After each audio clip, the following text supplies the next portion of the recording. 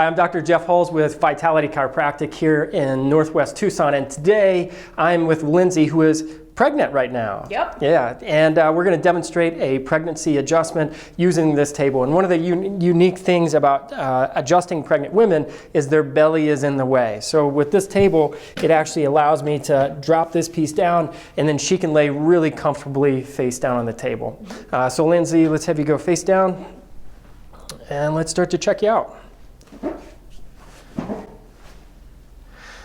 Okay, so when she's on the table, the first thing I always do is look for a leg check. You'll see this routinely if you watch my adjustment videos, but I'm going to look for which one is the short or the long leg. Right now her right leg is shorter than what her left leg is, by probably about 1/4 of an inch.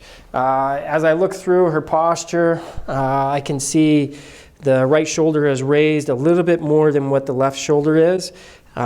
She does have breath moving through, and then in this middle thoracic spine, she's definitely pretty stiff, and there's a little bit of rotation in that spine too.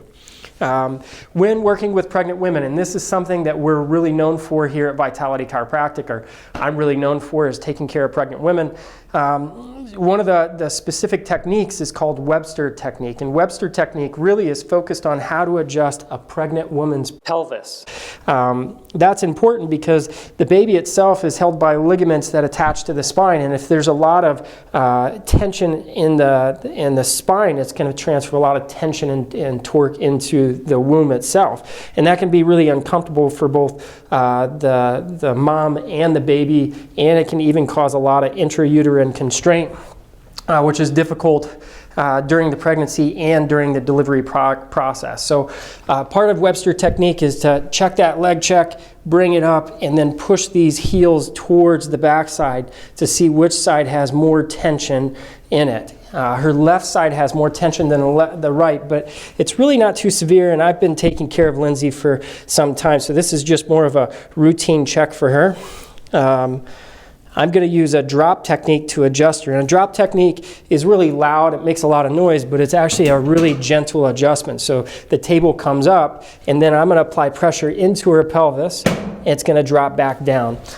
In that process, so you get a picture, so her joints aren't moving the way that they're supposed to, and they're stuck. So one of the common things we'll say is that a joint is out, or you know, that segment is out, but it's not necessarily out, it's just stuck and not moving the way that it's supposed to. So what I'll do is make a contact point, use that drop technique, and as I apply pressure in and then the table stops, it'll add a little extra force into that joint gently to restore some of the motion back into it. So I'm going to adjust that left sacrum.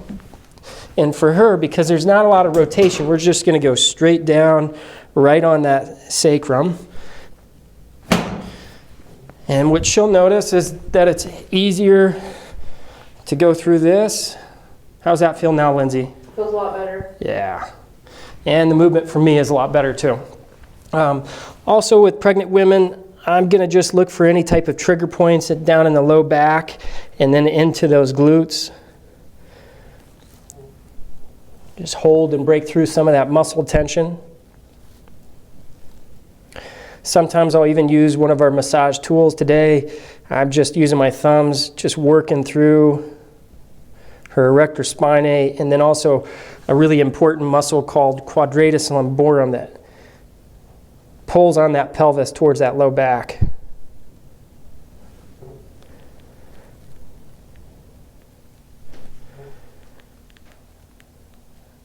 And then from time to time, Lindsay can actually get some tension up in towards the top of her head, towards the skull and the first couple vertebrae. So to check that when she's face down, I'm going to go back to this leg check, which it's a little bit better, but this leg's still about, 1/8 of an inch shorter than what the left leg is. And I'm going to have her turn her head to the right. Yep. And go ahead and turn your head to the left for me.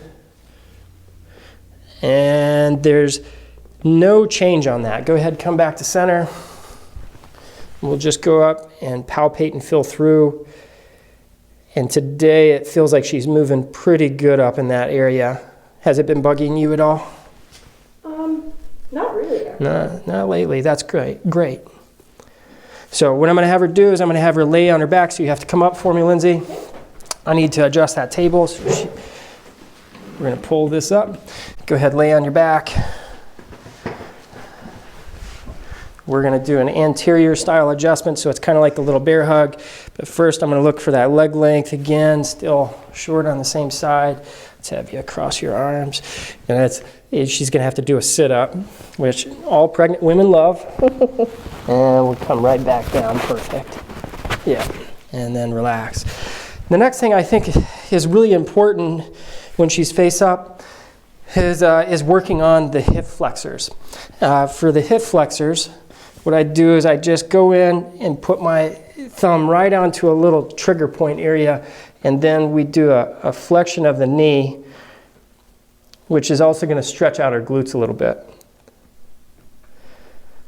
A little bit goes a long way with this, and as I pull the leg out, she'll actually start to feel that tension right underneath my thumb. There we go. And since Lindsay right now is a little bit more desk bound for work, we're definitely going to do both sides.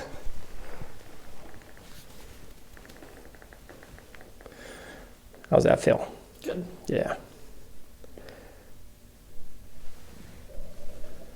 Your stomach is talking to me. Mm-hmm. Baby's hungry. That baby's hungry. All right. And last, I'm going to have her come up and take a seat. And we're going to check out that neck. So likely we're going to use the arthrostem. And once again, I'm just looking for a good fluid movement. So go ahead, tuck your chin down, and then slowly lift your head, look towards the ceiling. There you go. Go back down again.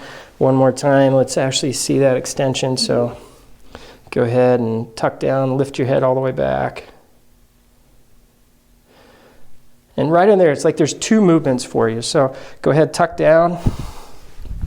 The arthrostem is a really effective tool, but you have to know how to use it. When I first got this tool, I felt like I was hitting a hammer on a rock. It really didn't have a feel to it. But after adjusting literally thousands of people using this tool, you can really start to get a feel for the amount of pressure, the angle, and really knowing exactly where to focus. Lindsay, let's have you slowly lift your head, look towards the ceiling.